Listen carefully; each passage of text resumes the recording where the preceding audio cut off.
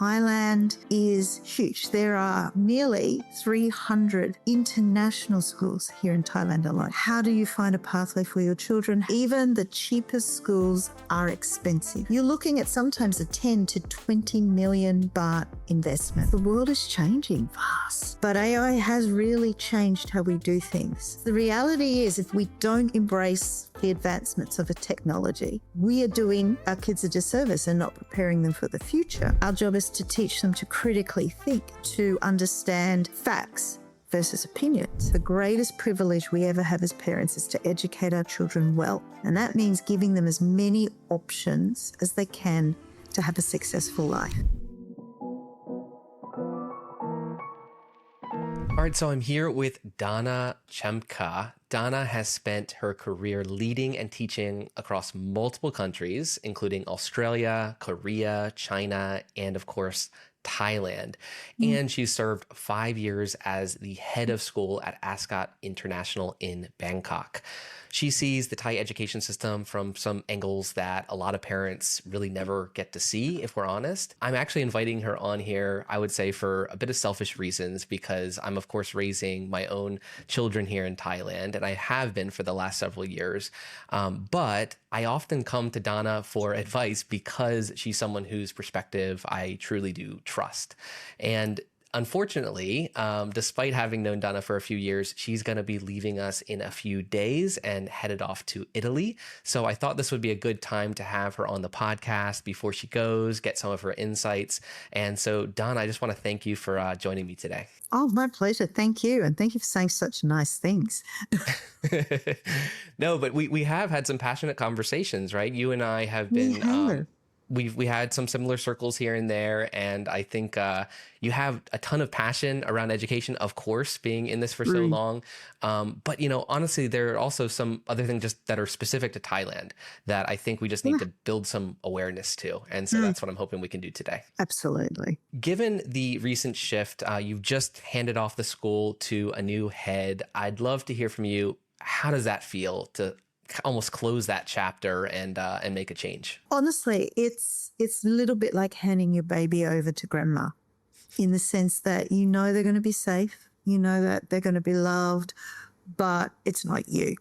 And that anxiety of what's going to happen, you can't control it. So for me, I'm excited about Ascot and the future of Ascot, that they've appointed well, and I'm excited about moving to Italy. But education is an industry where it's a labor of love.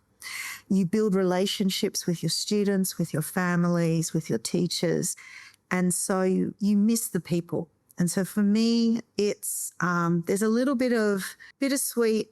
I'll miss these people, and how lucky are we to work in an industry where our lives are touched and we touch other people's lives. So it's a good place, but a little up and down. Yeah, I think I saw some of your posts on LinkedIn where it would be like the students or the staff kind of giving you the farewell. So I'm sure that was tough. It was, but what I started at about just after Songkran is I started a GPT chat.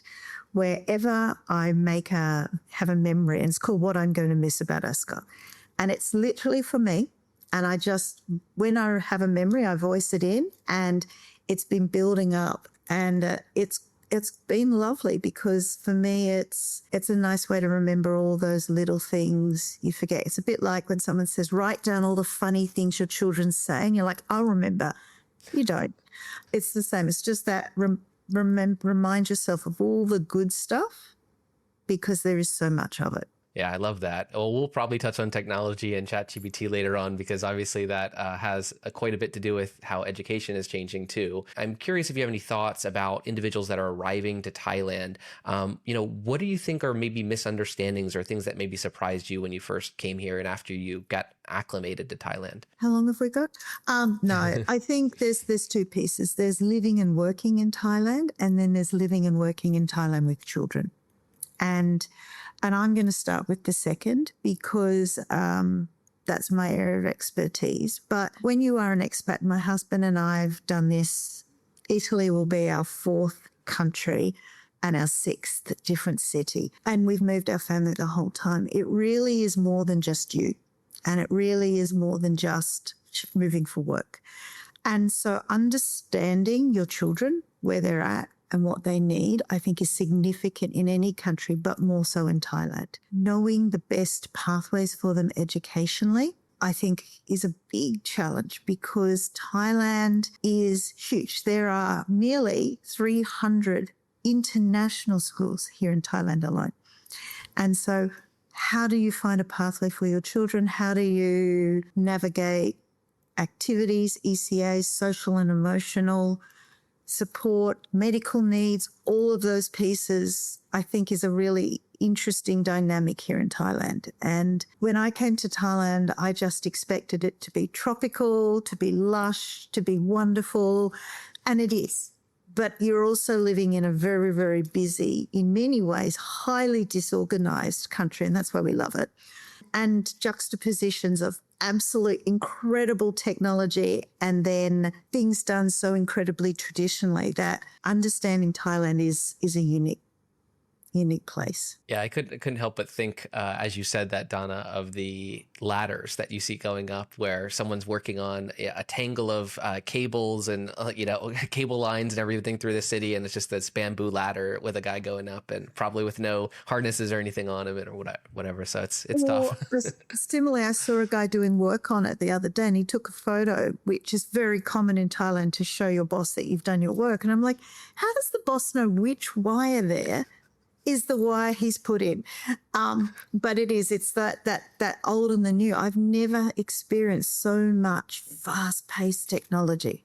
And you go into the big shopping centres and it's state of the art and it's amazing. And then no one recycles. You put your garbage out and then people go through it and recycle it. Or, we go to a market and we buy our fruit and vegetables on the street. It's that juxtaposition. Now, I love that, but it's not for everyone. And someone once said to me, and I think it's incredible advice, in Thailand, unlike other countries, you get the luxury of choosing how Thai engaged you want to be. You can live in your amazing high-rise and have drivers and all of that, and it's a wonderful, different experience. Or you can live in a house in a muban and you can have, and we live a lot like that in that we buy our food off the street and and that's the beauty of Thailand, is understanding that you have the freedom to choose. Yeah, I couldn't agree more. I love the optionality you get here, whether it's the area you live, the type of location, as you said, living in a muban, living in a high rise, living in the country, living in the city. There's something for everyone. That's a great point. And I also want to double down on your point about it's different to move with a family or raise a family in Thailand versus coming in single or maybe without children, right?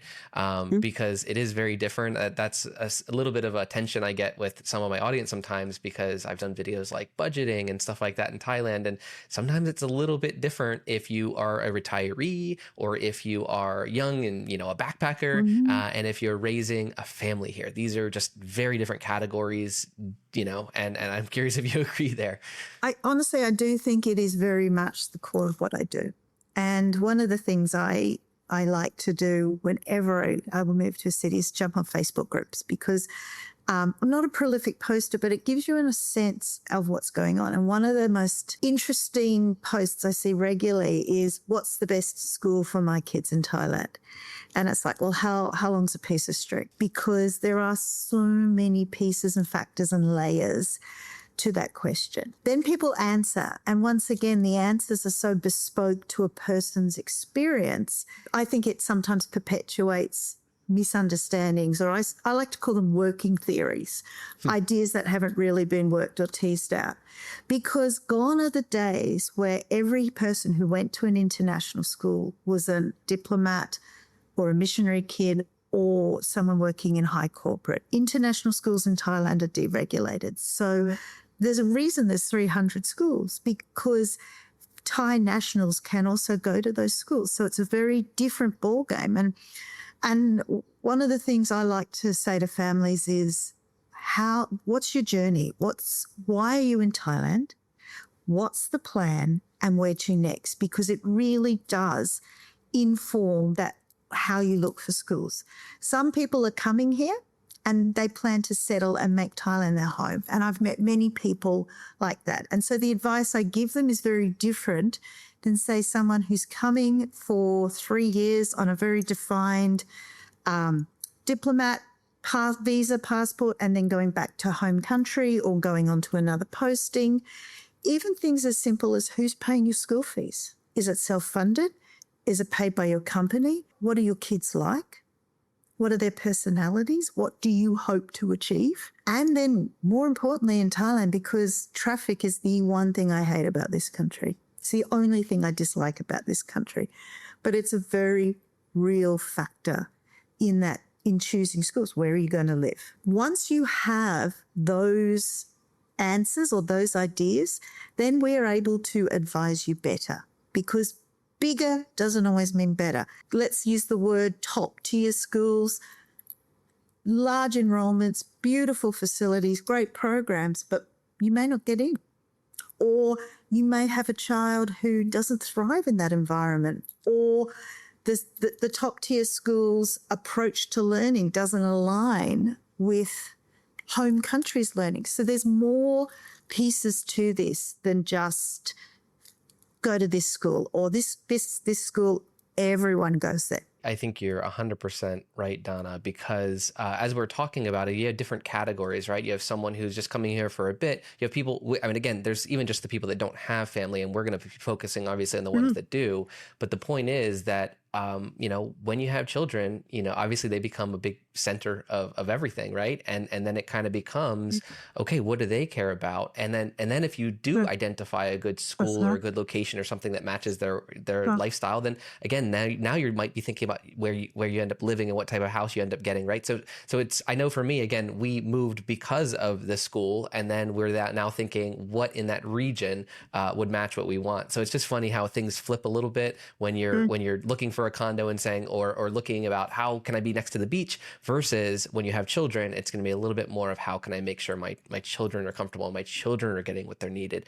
But I think the other thing that you said there, which was about knowing where you're going after too, right? Because if it's a posting, or if it's, these things matter, right? Because I guess I'm curious of your opinion on when people don't do that, when they just put someone, let's say they say, I want my kid to be fully understanding of the Thai culture. I'm going to put them into a public school, which could be an option or a good option for some, Absolutely. right? But then maybe they are going to go back to their home country or to another country with a different education system in 2 or 3 years. Could that cause challenges? And once again, how long's a piece of string? If your child's 2, no. But if your child's 15, yes. Because it's also then the journey of where you want your child to study and tertiary study. And so quite often I do advise people, they'll call me up and say, what should I do? And it's that same question. Where does your child want to go to university? What study pathways? If you're a British citizen and you're here for 3 years and your child wants to study in the UK, pick a UK school where they're going to do their matriculation and go into that pathway. But if you don't know, or you want to stay here in Thailand, then you have to choose pathways that are going to give your children the most options. One of the biggest challenges I see is, and I'm not really sure if this is the correct language, but dual racial marriages where one partner is from one country and one partner is from another. And let's use the example of when one partner's Thai and the other might be Australian or American or British. And your child has been in the Thai system because they're now bilingual, they're accessing the education, but you want your child to study back home in country of birth. Your child may not have the academic capabilities aligned with the system that you're wanting them to enter. And so it is very much, even at 12 or 13, saying, where do we want our kids to go? What's our long-term plan? Now, things can change. Like, I still don't know what I want to be when I grow up. But, things can change, but you've got to have a pathway and you've got to know where you want to be so you can at least put the blocks in place. Finance plays a huge part in that too, because international school is expensive. Even the cheapest schools are expensive. And what I find is a lot of families will look at saying, my child's 3 or 4, yep, those school fees are fine. But then when my child gets 15, no one's really looked and went, wow, we're looking at an increase in fees every year. And then multiply that by 13 years, you're looking at sometimes a 10 to 20 million baht investment. And so really looking and saying, long term, can we sustain these school fees? Yes, it's such a great point. And finances are so important here, and they're important in the family. I mean, I just think about the stats They're of how important many everywhere. right? It's like but you think about how often people have financial challenges in their marriage, right? Because it's just one of the most common ways that people end up fighting, and you run into all these issues. It's because maybe you didn't have those discussions early about what the costs are going to be later. And it seems like you said working backwards. So it's like you're working backwards from what your children want. Do they want to go to university back in your home country? Okay, working backwards from there. What track do they need to be on? Okay, what is that going to maybe cost? Not only that, as you said, what is it going to cost in the later years because the prices change over time? I'd add one more curveball or thing that can come up is having more than one child. Maybe you have one child, right? I'm talking about if they obviously are younger, but if you have one child, then you say, you know what, my son, I'd love if they had someone to play with or whatever, or my daughter, I wish they had someone.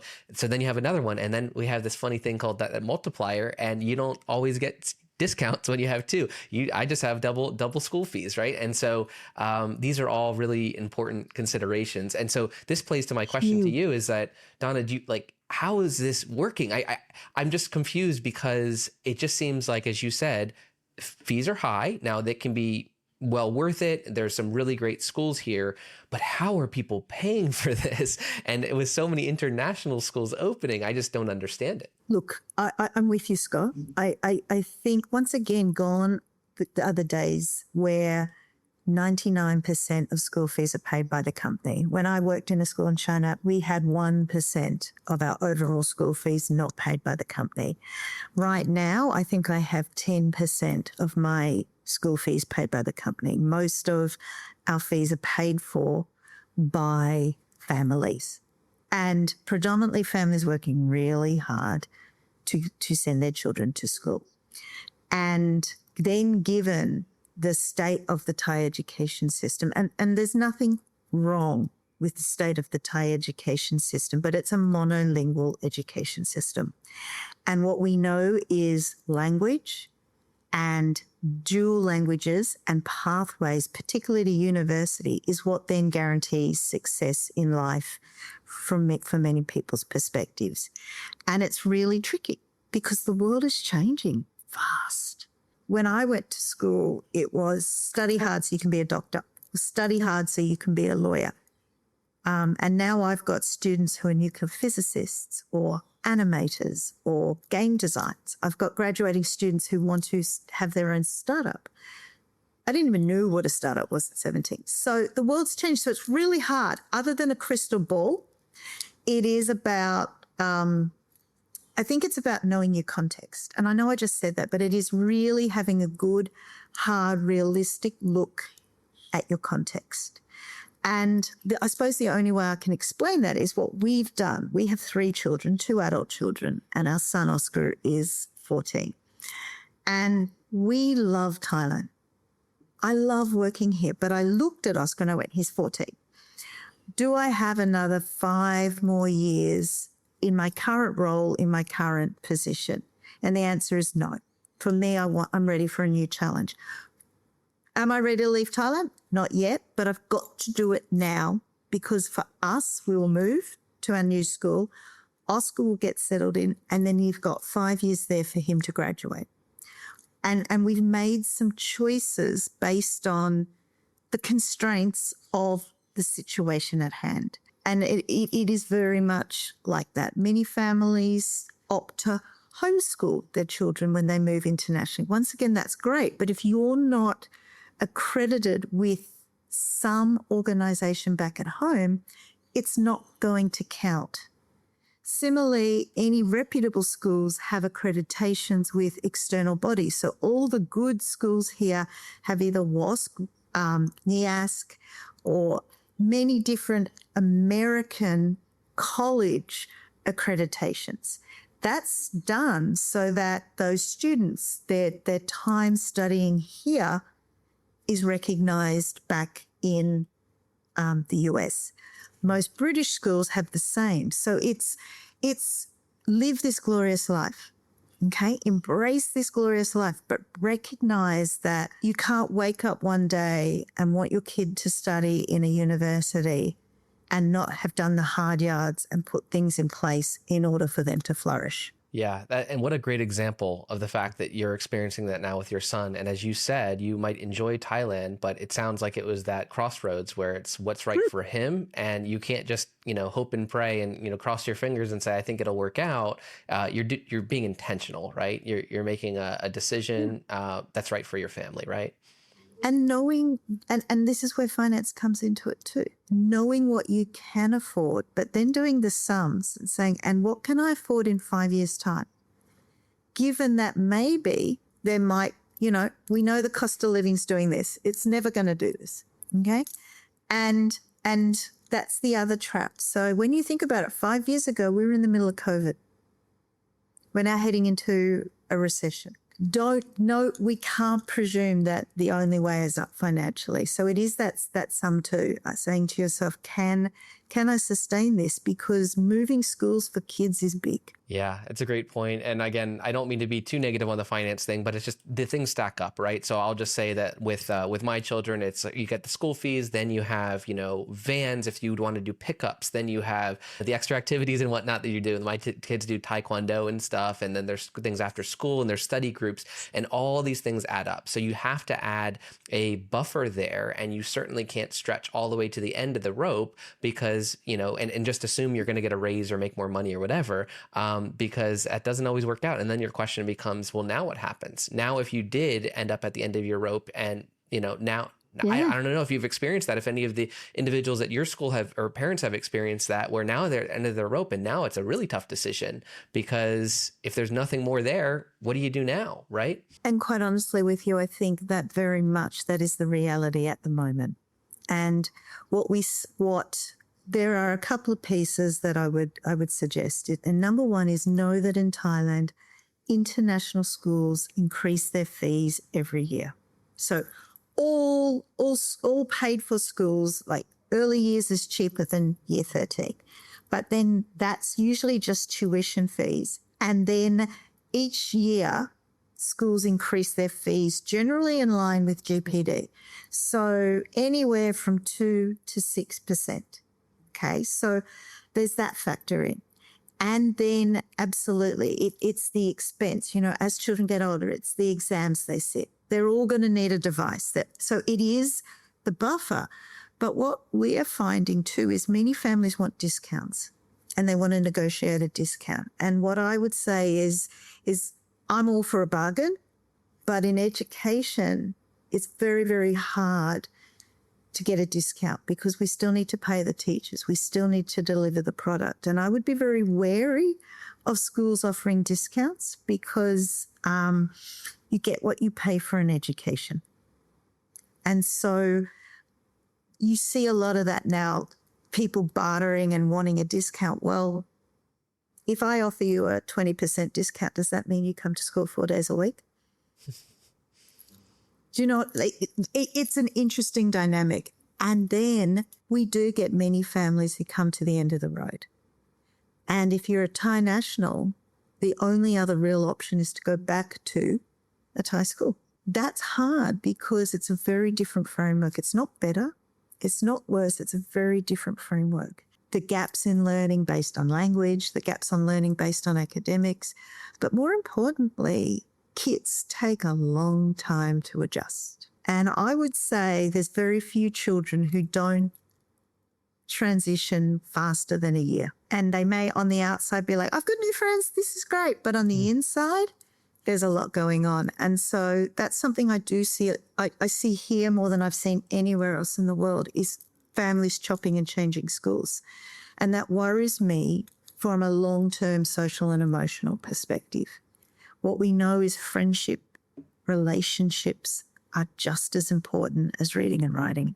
Yeah, what a great point. It's the depth that's really thinking through this because these are big decisions. And to your point, there's some things that just don't show up on the paper, and you know you have to really be thinking about those relationships, those long term things, and impacts on your children, right? So Mm. totally agree. Now that brings me to another question about bilingual schools because you had touched on homeschooling. It sounds like that can be an option for some. You rightfully pointed out that you really have to think about what the next steps are and whether or not those things carry over. The accreditation and other important factors there. But I'm curious if you have a take on bilingual schools. I'm probably going to be shot down by every other head of the school, but I don't think there's a right educational framework. I think there's a right educational framework for your kids and the life you want them to have. And I think it's a matter of slotting it in.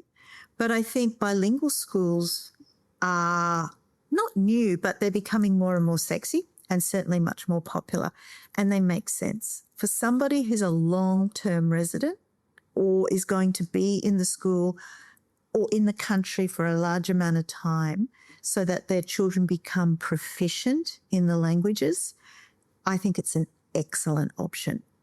For a 1 or 2 year stint, I don't think it's ideal. And the reason I don't think it's ideal is we know language takes years to develop. You think about from the time a baby's born to the time they're reading and writing, it's 5, 6, maybe 7 years before they've got the basics.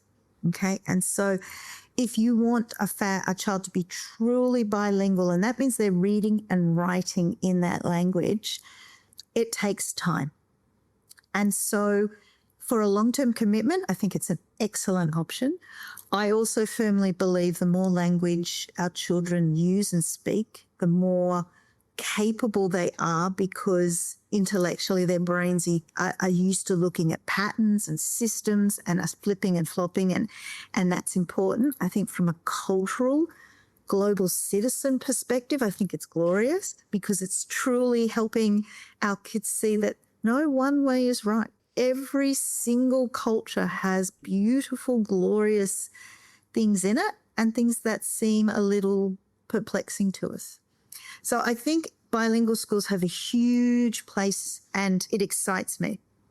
It really does, particularly when you're looking at, say, an Asian versus English language. I love that Asian systems are having that same level of recognition, but it's not for the faint-hearted. That's great. And I think there's nuance there, as you just shared. It's that depends on the family, depends on the situation. I like that you brought it back to the time that you're going to be here. That's so important. One very quick note that I'm going to share is that I've noticed in my village, right, there's people that go to different schools, some bilingual, some international, some public schools, right? It's a mix. One slight push I'd put towards the things I like about bilingual schools is that there's the cultural differences too. And I've seen some individuals, even in my my neighborhood, where they're so fully immersed in another culture, right? Let's say that's like they're going to a British school or something like that, that they actually don't interact very well with the Thai people in their communities. And I'm not saying that's every school and I'm not saying that's every person, but it's just something that I've noticed because, you know, whether it's how they introduce themselves, how they speak to their elders, some of these things, I don't know how, but somehow it's not making its way through, and to the point that there's friction there. And you see like a young child sometimes where they don't know how to interact with people in a Thai manner. Whereas I do feel fortunate that with my children, you know, they speak with their mother in Thai, they speak with me in English. They're usually in their play are using English, but they're reading and writing in 2 different languages. They're thinking in 2 different languages, depending on the context they're changing. And most importantly, in my opinion, they know how to have respect to different cultures because they can understand different cultures. And again, that's not to say that bilingual is the only option for that. International schools, I'm sure, are teaching a level of that as well. But I just a note to parents to be thinking, if we're going to be here longer, I've met a lot of either Thai individuals or international individuals that have been here for years, and they can't read and write Thai, and they sometimes have issues speaking and using the right words in Thai to gain the trust and credibility with sometimes other Thais in the community. So it's just something to be thinking about, I suppose. And it is education matters. Okay. Kids have to be proficient in one language. That's the basic minimum to function in this world. And what I see a lot is families who have incredible dynamics. They may come from, and I'll use an example. I had a family come and want to enroll this week, and the family's birth language or first language is Hindi. The child has been in a Thai school and another international school, but the child is not proficient in one language. The child's 15, but the most advanced reading and writing age we've got is about 7 or 8. It's too late. In order for that kid to matriculate in any system, he's probably going to be 20 before he's able to function well enough to even look at tertiary study. So you need to make some decisions too. And this is a family who's lived in Thailand their whole life. Okay, so sometimes we make decisions very, very quickly around our kids' education. And what I'm going to say is the greatest privilege we ever have as parents is to educate our children well. And that means giving them as many options as they can to have a successful life. And that's why I really keep pushing that. Think about the end, because if you don't put the right things in place, you may, without realizing it, cut your child's future off. I know that sounds very dramatic and it's not meant to, but kind of think about it. It's more than next week. Yes, absolutely. Now, Donnah, you touched on technology at the beginning. We were talking about how you use ChatGPT. I imagine technology is one of those tough topics in schools because, of course, you want to keep everyone on the innovative side of things. You want children to learn, right? But then technology, what is it? The watches, the smart watches, the iPads, the phones, the TikTok. I mean. And then, of course, all the AI tools. So I'm just kind of curious, how do you, as a mother and as an educator, how are you dealing with technology nowadays? I'm sure my son says terribly. I think that it's tricky and it's a little bit scary. And it's more scary for us because we're old and we don't know it. But what we have to remember is that for our kids, that's their life. Like my mother keeps telling me where she's got her money stashed for when AI takes over the world with its guns. I'm like, Mum, it's not going to happen. And she is highly fearful of AI. So she should be. She's 80. I mean, this is a woman who has seen so many advances in technology. And I said, but think about it, Mum. No one got upset when washing machines were invented and we went from the old-fashioned to now you can program it and it's a smart machine and it knows the setting and it knows how to dry. No one got scared about that. Technology is the same thing. At the end of the day, in schools and in education, it's like the washing machine. What is the purpose? What are we trying to achieve? And how can we embrace the innovation to harness that? Okay? I firmly believe that the best way to teach a child to write is with a pen and pencil. Right now, there is no technology better than that, or to cut something with a pair of scissors. But if you are looking to access information, the internet is a far more diverse array of sources of knowledge than when I was a kid and it was the World Book Encyclopedia. And so it's understanding what we're trying to achieve and then recognizing what we need to teach kids in order for them to be successful. So when I went to school, yes, I'd look at the World Book and I'd copy the information out and I'd turn it into my own words. I didn't really need a lot of critical thinking. Whereas now, when our kids have access to so much technology, we as schools and as parents have to think about, well, what do we need to teach them to be successful?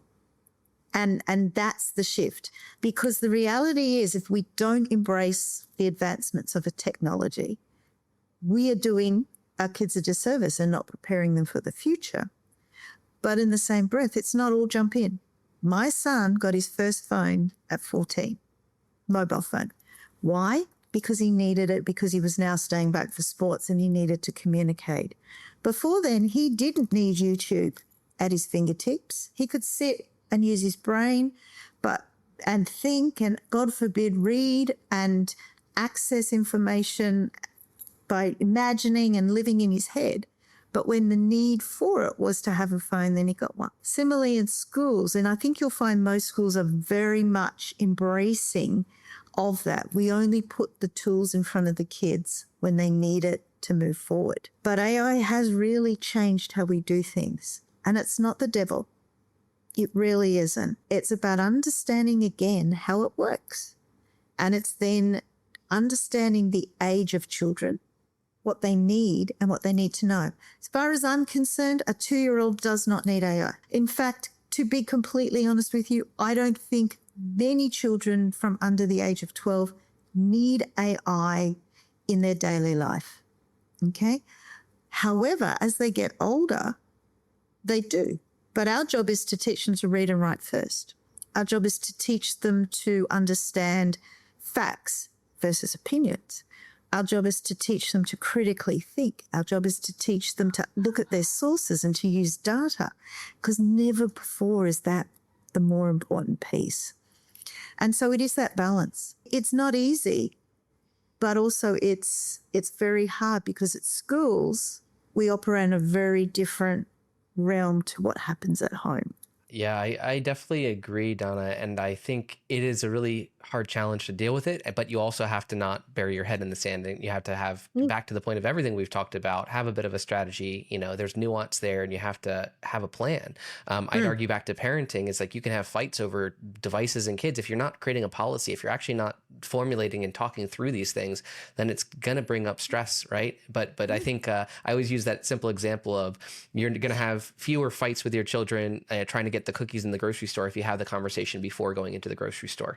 And so, you know, if you're having these policies with children ahead of time, they're not going to love it, but they're also going to understand it more than if you're, you know, saying no more iPad, and then you're pulling their iPad out. And if it's a child who's unfortunately been kind of addicted to an iPad, they're probably going to be, you know, screaming or whatever. And obviously, I think we've all witnessed that sort of thing before too. So, yeah, it's a tough one. I say to parents all the time, if your kids hate you, because let's face it, we've all been told, I hate you, you're the meanest parent in the world, then you're doing your job well, because it's your job to raise these children well. And I often say to parents when they're like, my kid's addicted to the iPad, I'm like, well, what do you do on the weekends? Yes. And if you're saying to your kid, too much screen time, and then you're sitting on your laptop, actions speak louder than words. And I'll say it, my son came to Thailand at the age of 9. In the middle of COVID, in a pandemic. He relied on his technology, A, to keep him connected with his peers in Australia, and B, to forge relationships here. He still uses technology for his, you know, they're on gaming and chatting and doing those things. That's great. If I just took his iPad and said, go for a bike ride, he'll look at me like I'm crazy. So it's like, all right, we're all going for a bike ride, and that's a non-negotiable. And once we've been for a bike ride, you can get on your iPad. We made a deal with him. You can have unlimited iPad time on the weekends, but you must do 4 physical activities a week. So that might be football training, that might be playing rugby, but then we'll back off. If you don't do 4, you're doing something on the weekend, so that there's parameters around it. But similarly in this country, and I will be very blunt with you, what is accessible on mainstream social media is highly concerning. And our students and our children are in Thailand, never before are being allowed on social media, and they're seeing things that are just not appropriate. And I do urge, one, parents, if you live here, have your kids on YouTube, be watching what they put parameters on it, because what's available on social media here doesn't have the same layers of control as in Australia or the UK. But similarly to stranger danger and predators, as Thailand is the number 1 country for human trafficking. We need to recognize that we are in a foreign country, and there is a darker side to this country. And as parents, we wouldn't say to our kid, drop them in the middle of Sukhumvit and say, get yourself home. And sometimes parents are doing that on social media because they don't understand how dangerous it really is. Yes, I think that's a totally fair warning. It's something we all have to keep in mind because, to your point, the if you don't understand the technology, you pointed out to me off camera that there's information that you have no idea you're giving away. Whether that's the Mm-hmm, GPS like location, mm-hmm, your children can be found, right? Like literally where mm-hmm. they are because they have certain things turned on, which will allow a predator to take advantage. And it's not a matter of scaring people; it's a matter of just being honest that these things exist. I like your analogy of you're not dropping them off in a dangerous area and just hoping for the best. You have to be cognizant and aware of these things so you can make better decisions. And when you consider that children up to the age of 11 and 12 still believe in Santa Claus, okay, they're children. They're naive. They don't understand how dangerous this world is. It's doing them a disservice if we don't educate them. Now, I also don't want to raise kids to be like fearful, but they don't believe us. They don't, my 25-year-old daughter, when she was about 16, she's like, Mum, getting raped's not in my life plan. And I'm like, yeah, most people, it's not in their life plan. But you know what I mean? Like, they don't know what they don't know. And that's why they need parents. Yes, yes. I have to add one more element to this, if you don't mind, Donna, but it's that, Always. just like we have to be aware of predators, I think we have to remember too that when I grew up, I had a Game Boy, right? And it was the green Game Boy. It wasn't, eventually they had the color stuff and that was where it had the wow factor. But my point is it was very basic, right? And I think now we have to remember that these games and things are addictive. They're not like the old, oh, you're just, playing a fun game and you're playing Tetris. It's not like that anymore. These game developers and the YouTube videos are all optimized to hold attention for as long as possible. And I think, again, I'm not going to go down this rabbit hole of medication and things, but I think sometimes people can diagnose problems that might exist due to attention span issues when, again, the reality is if they're putting their face in front of some addictive game and some video that's optimized to watch, when do your eyes shift and okay, let's make sure we optimize the next video so people's eyes don't shift and they stay on screen the whole time, right? That has an effect on our brains, especially when these young children. And so I think you just have to be aware, as you said, what are they watching? What are you, controlling that you're Mm-hmm. watching? I'll just share very briefly, just like you mentioned, your son was able to get connections with people, right? I think technology is beautiful because it can have connections. When my children, we do actually have an iPad somewhere in the room. It's almost never charged. The only thing that we have on that iPad is FaceTime. And the kids love calling their grandparents. That's literally the way that they think of their iPad. And so it's things like this where we can actually use it for those things. And you might find you went back to the using pencil and paper, right? It's like, my kids, luckily, they're always drawing. They're making me new cards. Everything is analog at this age for them because I want them to have that creativity. I don't want them to have that super short attention span that unfortunately I think too many children nowadays have because their brains have been essentially the things and that they're taking in have been optimized to hold their attention. And then you wonder why they're not listening to the teacher in class. They can't watch a 2-hour movie or an hour and a half long movie without trying to pull out a phone. It's just, these are things that I think we have to take some accountability for as parents. But To also, each their too, own, but we have to teach our children to function in this world. So when yeah, you go out to a restaurant to eat, don't get your phones out. yeah, Like, at yeah. what point? I've had most of my major appointments. Part of the recruitment process has been sitting at a table, eating a meal, and having a conversation. How are our kids going to be successful if they can't do that? Similarly, and sometimes all I want to do is eat my dinner and watch my TV show. But as a parent, I have to teach my children how to interact. And communication and conversation is important. And yes, you might have a nice dinner quietly, but if, the reality is, how are you preparing these children for the future? And guess what? AI, what we are experiencing now in AI is this much of where it's going to be.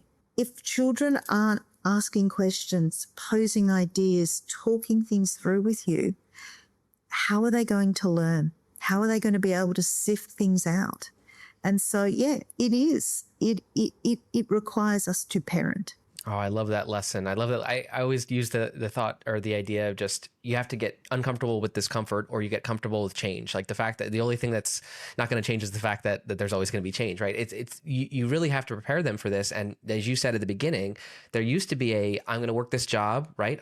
This job is now going to help pay for my children's education, things like this, right? I'm going to have, all these extra benefits. That's not the case in the future, at least what we think, or at least what I think, I guess. But the point is, how do you prepare them to be flexible, to be changing? Maybe they change their jobs more frequently. Maybe they start in multiple different companies, right? I mean, all these things have to be, how are you preparing your children to essentially problem solve and live in a very dynamic world, which I kind of assume it will become. Research indicates that our kids will work 4, maybe 5 different jobs. Okay, my grandfather worked at the same company for 50 years. Gone are those days for a myriad of reasons that we don't have time to dig into. But the reality is one of the biggest shifts I've seen, and I don't think I'm that old, is the shift is that life is full of ups and downs. A rich, glorious life is full of ups and downs. You're going to have great days and you're going to have bad days. People are going to die. Babies are going to be born. You're going to feel a myriad of emotions. So we need to teach our kids that the ups and downs of life are normal. And no one's ever going to be happy all the time. Happy is not smiling and dancing. Happy is going, today I'm sad, I miss my mum. That's okay, but I'll get through this. And one of the biggest challenges we face in education is saying to parents, your children need to experience disappointment. They need to experience when things are hard. They need to experience the consequences of their choices. No one wants a child to suffer. No one is going to penalise or punish a child to watch them suffer. No one wants that. But sometimes no teaches someone a lot more than yes. And I would challenge us to find an adult in this world who's not been told no at least once a week. I worry for the future of our kids when they're getting to 10, 12, and they've never experienced a setback or a challenge. I do. And that's the one thing. Back to, they don't need you to be their friend. They need you to parent them. Yes, yes. Now, you've been very generous with your time, Donnah. I just have sort of one question around Thailand, to go quickly back to Thailand. When you think about the time you've spent here, right? We as foreigners, right, or individuals that are here for, not Thai nationals, I'm just curious, is there anything that we can learn from Thai people or from Thailand? So much. Thailand is such a beautiful country and it is a beautiful culture. And I think there's that one thing that sits under so many transactions in this country is that notion of respect. You look at respect for elders. Even the young children are taught that, not that, I don't know what it's called, but that respect to elders, respect to land, respect to the environment, respect for each other. It really does sit at the heart of it. And at Ascot, we actually took that notion and embedded it as one of our school values, Namjai, which means water heart. And that was something I learnt in Thailand, that there's a word in the Thai culture that means acknowledge that everything comes from a living source and work and protect that living source. I love that, because think about what we need to teach our kids and our community and the world and what we need to do to make this world better. It's a very underpinning piece within the Thai culture. And so, for me, that's probably what I'll take away with me the most. Yes, I love that. Now, if another woman was about to step in your shoes, they were moving to Bangkok, they were going to work in education or leadership, what advice would you tell them that nobody told you? I think it's find your tribe. It really is. I think the work's the work. The work's the easy part. You were hired, or we were hired, because we can do the work. The challenge in any new position, particularly internationally, is learn the context. And that is fundamental. And you will only learn the context if you can surround yourself by a trusted group of people who are going to tell it to you how it is. And, I found that with AustCham. I found a really wonderful group of people to guide me through that. And I'm going to go out there on a limb and say I was successful in my role because of that tribe of people. However, if it's not that, join a group, join a women's group or a female leaders. You know, I'm also part of a female heads group. I'm also got, it doesn't have to be gender based, but find a tribe of people who you can go, help me navigate this, because every training I've had, it's not working. What's going to work for me? Because at the end of the day, we have to deliver. And if we can't work with the people we have, we're not delivering. So I think find a tribe or a brains trust and hook in. What great advice. Now, with that said, Donnah, I know you're going to be very busy with this moving your family, going into a new country, right? It's going to be a busy time for you. But assuming that someone does want to reach out to you because something really resonated with them, what's the best way for them to get in touch? Definitely. And LinkedIn's probably the only consistent thing. So message me on LinkedIn. I'm there. And honestly, I may not answer straight away. I'm not the best at being on that, but I will get back to you. And if I don't, message again. I always love a good reminder. And we'll remember that what we'll do first is we'll go ahead and ask you, can I get a discount on an international school? That'll be the first DM messages that you start receiving. And my response will be, well, not at my school in Italy, but maybe go and talk to a school in Thailand. All right, Donnah. Well, thank you so much again for your time. I really appreciate it. I've always appreciated our relationship and all the value you provide. So I wish you and your family all the best. It's been a pleasure to get to know you, and thank you for really teaching us so much today. So thank you, and I'm honored to be asked. Thanks, Scott. Sure. Bye.